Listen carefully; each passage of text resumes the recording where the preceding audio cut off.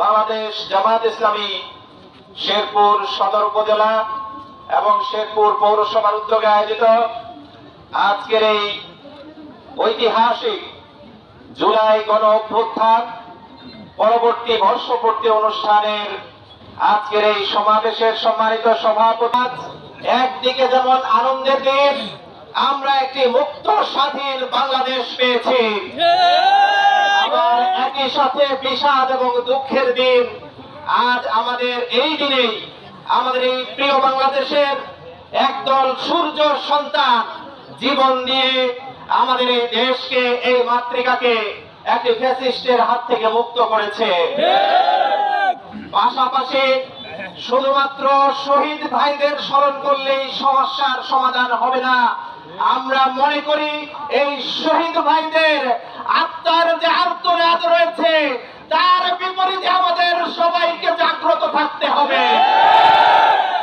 আমরা মনে করিয়ে দিতে চাই, সম্মানিত শহীদ বৃন্দের সাথে একদল যোদ্ধা ছিলেন যারা আহত হয়ে পঙ্গুত্ব বরণ করে বুলেটের সামনে ঝাঁঝরা হয়ে আজকে আমাদের সামনে গাজী হিসেবে অবস্থান করছে।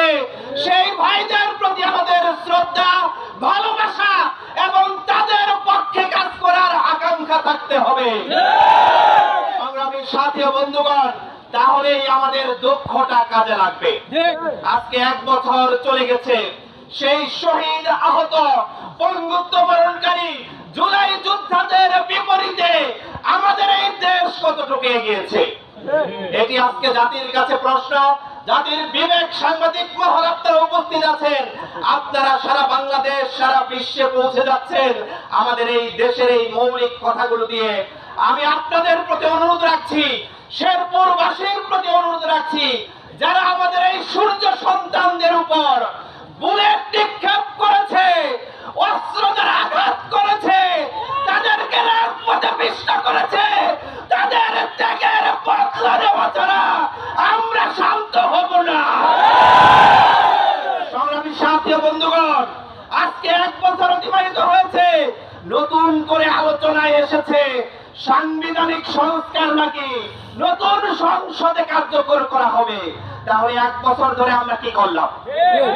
1 বছর ধরে সংস্কার কমিশনের যে কার্যক্রম, এই সবকিছু তো তাহলে বৃথা যাচ্ছে।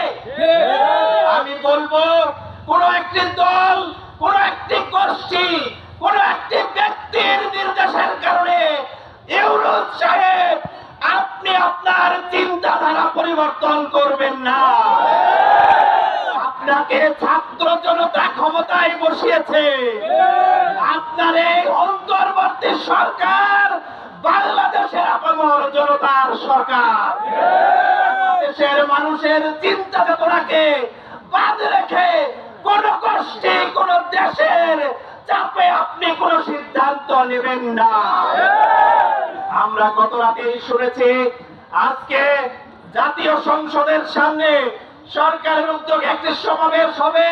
সেই সমাবেশে এই সাংবিধানিক সংস্কার সহ জুলাই সংস্কারের বেশ কিছু ঘোষণা দেবে, কিন্তু রাতারাতি আমরা জানতে পারছি সেখানে বেশ কিছু ত্রুটি রেখেই ঘোষণা দেওয়ার উদ্যোগ নেওয়া হয়েছে। আমরা আপামর জনতাকে সাথে নিয়ে রাজপথে প্রস্তুত রয়েছে। সংগ্রামী শেরপুরবাসীকে সাথে নিয়ে আমরা প্রস্তুত রয়েছে। আমি শুধুমাত্র অনুরোধ রাখছি, এই বাংলাদেশকে নিয়ে ছিনিমিনি খেলতে শেখ হাসিনাকে আমরা দেইনি। আগামীতে নতুন কোন ফ্যাসিস্ট আমরা এই বাংলাদেশে হতে দেব না, দেব না, দেব না। তারা কি এই দাবিতে দাঁড়িয়ে আছে? আবু সাঈদ মুক্ত,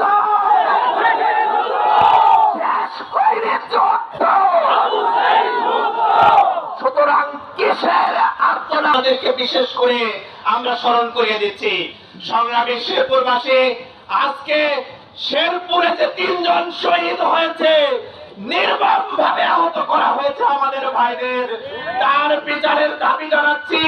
পাশাপাশি আমাদের এই শেরপুরকে পিছিয়ে দেওয়ার জন্য যারা বিগত দিনে ভূমিকা রেখেছেন, এখানকার মানুষের, ব্যবসায়ীদের, কৃষকের অধিকার যারা হরণ করেছে, বিরুদ্ধে জামাত ইসলামী আপামর শেরপুর বাসীকে জাগ্রত হওয়ার আহ্বান রাখছে। আমরা মনে করি আমরা সবাই যদি ঐক্যবদ্ধভাবে এই কুলাঙ্গারদের এগেইনস্টে টিকে থাকতে পারি, বাংলাদেশে আর কোন স্বৈরাচার সুযোগ পাবে না ইনশাআল্লাহ। ইতিমধ্যে আপনারা জানেন ইসলামপন্থী, ডানপন্থী এবং বাংলাদেশপন্থী আপামর জনতা দলমত নির্বিশেষে সে ব্যাপারে ঐক্যের আগ্রহ রেখেছে।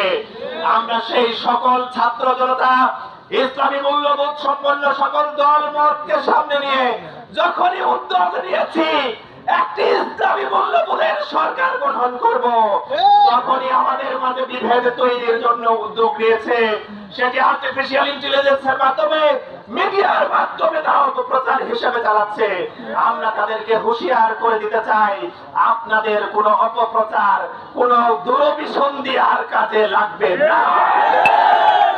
ইনসাফপূর্ণ সরকার হিন্দু মুসলিম নির্বিশেষে সকলের জন্য একটি কল্যাণ রাষ্ট্র প্রতিষ্ঠার জন্য আমরা যে আহ্বান রেখেছি, সেই আহ্বানকে ফলপ্রসূ করার জন্য জুলাই যোদ্ধাদের প্রতি আবারও শ্রদ্ধা রেখে আমি আমার কথা এখানে শেষ করছি। আমরা সবাই একটা, হয় ইনসাফপূর্ণ সমাজ প্রতিষ্ঠা হবে, না হয় আমরা আবু সাইদ ওয়াসিম মুগ্ধের মতো জীবন দিয়ে এই জমি লাল করে দেবো ইনশাআল্লাহ।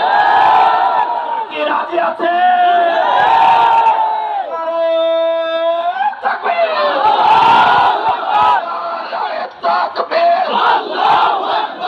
বাংলাদেশ জামাত ইসলামী জিন্দাবাদ, জিন্দাবাদ, জিন্দাবাদ। আবু সাইদ মুগ্ধ, শেষ হয়নি যুদ্ধ।